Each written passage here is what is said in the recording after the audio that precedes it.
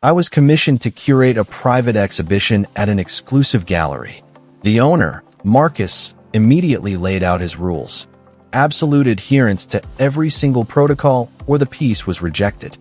Marcus spent an hour detailing every single constraint. Lighting angles, hanging wire tension, required insurance documentation for the art, and even the specific temperature range of the room.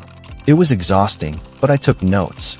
He kept insisting that every single piece needed a signed, notarized condition of display form, detailing its exact placement and the handling procedures for any potential damage. I just nodded, making sure to capture his specific terminology. The next day, I began the process of creating these forms. It was tedious, but necessary if I wanted to protect my work.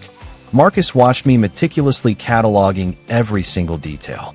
I started filling out the forms, noting every single requirement Marcus had stressed: the specific weight limits, the required ambient temperature range, and the exact mounting hardware to be used.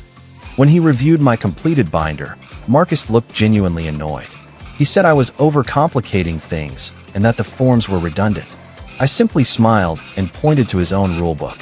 I then presented him with a comprehensive, cross-referenced binder containing every single piece of documentation he had ever demanded, including the initial condition of display forms. He realized that by demanding absolute documentation of every single variable, he had created a legal and logistical nightmare for himself. The sheer volume was overwhelming.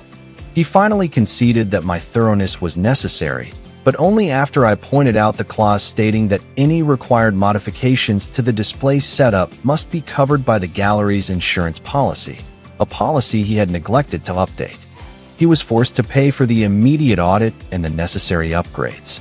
The gallery's profit margin vanished under the weight of its own meticulous rules. It was beautiful,